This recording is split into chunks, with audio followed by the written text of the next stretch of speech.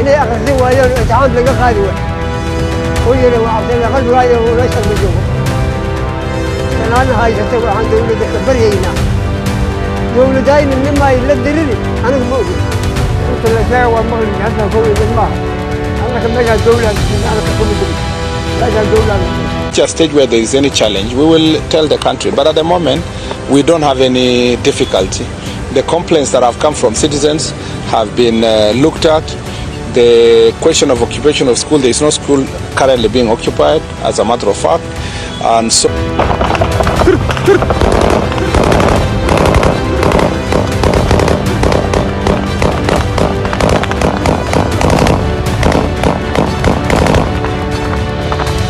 Gachagua alisema ukweli.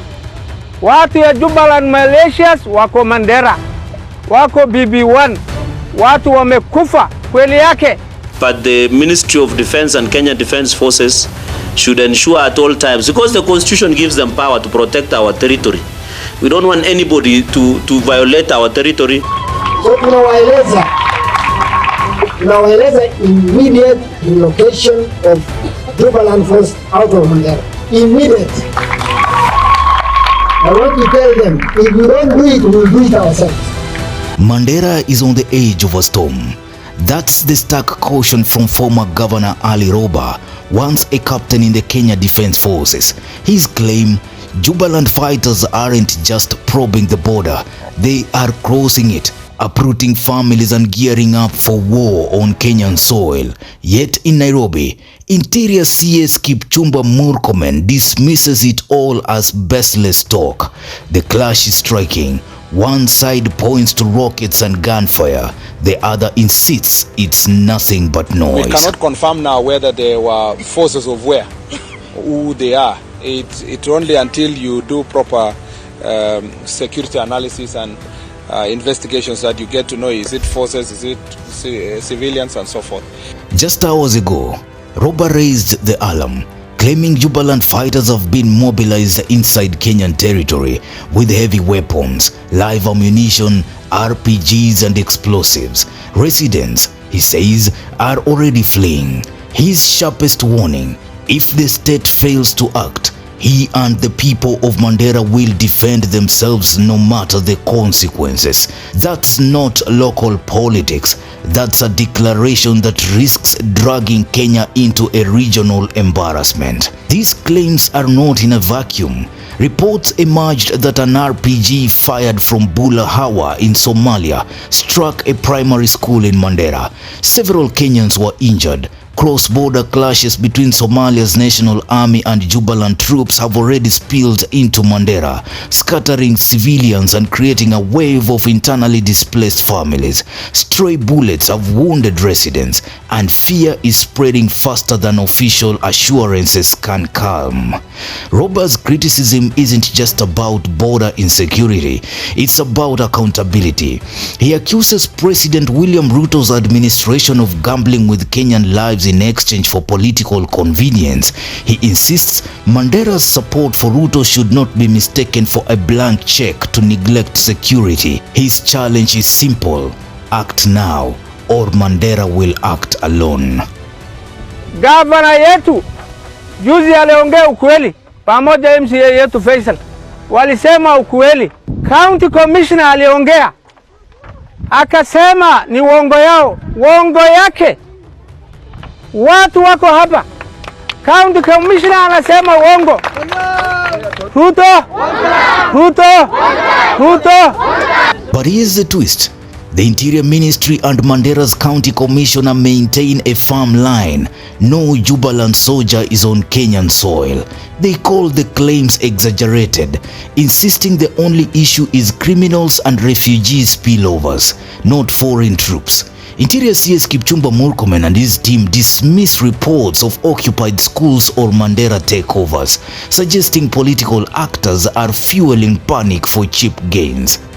But we cannot confirm now whether there were forces of where, who they are. It's only until you do proper security analysis and investigations that you get to know, is it forces, is it civilians and so forth. It is also It's also important to note that such security issues are handled in as security issues. So if we reach a stage where there is any challenge, we will tell the country. But at the moment, we don't have any difficulty. The complaints that have come from citizens have been looked at. The question of occupation of school, there is no school currently being occupied, as a matter of fact. And so if there are other parts of Kenya that there is a spillover of citizens from the neighboring countries, with Somalia particularly, that will be, that's why I said the security team will work on it to make sure that they return peacefully. What our main problem in our border that we deal with as Kenya is the criminals, is the people who want to attack our country, kill people, steal property, burn, and so forth. That is really what bothers us most. But people who are running for safety, we will find ways of addressing that issue so that it doesn't also become a security challenge or a humanitarian issue in the country or security challenge. In fact, those who are asking for refugee status and to be housed and protected in Kenya, they know the procedure they go through that is enshrined in the international law. So at the moment there is no cause for alarm. So, who should Kenyans believe? On one side, Ali Roba, Mandera's former governor, Mandera's current leaders, and eyewitness residents all alleging Jubaland's presence. On the other side, the state waving off the crisis as false alarms. For Kenyans watching this unfold, the credibility gap is glaring. After all, residents know when bullets tear through their homes. Bana Rais, sikiza sisi vizuri sana. Gachagua alisema ukweli. Watu ya Jubaland Malaysians wako Mandera, wako BB1, watu wamekufa kweli yake. Governor yetu juzi aliongea ukweli, pamoja MCA yetu Faisal walisema ukweli. County Commissioner aliongea akasema ni uongo yao, uongo yake. Watu wako hapa, County Commissioner anasema uongo. Anafaa kuenda nyumbani, anafaa kufutwa kazi. Hata alikuwa anatakikana alinde wananchi, sio alinde wajambazi. So what I want to tell the president of this country, if you want from us to vote for you 2027, flush these people from here, from our country. Flush them away today. If you don't do, you are going to be one-term president like Donald Trump. Yes. I'm telling you the fact. You're going to be one-term president. This isn't just Mandera's headache. It's part of a bigger chessboard. Jubaland's real fight is against Somalia's national army. But if Kenyan territory is being used as a staging ground, then Nairobi is inevitably being dragged into Somalia's internal wars. That's the danger Ali Roba points to, Kenya becoming an unwilling battlefield. Kenya's borders are not just geographical lines, they are political pressure points. What happens in Mandera resonates across Nairobi's politics. It tests the government's credibility, it exposes gaps in foreign policy, and it puts the lives of ordinary Kenyans on the line, not just in Mandera, but across, even up to Nairobi and beyond.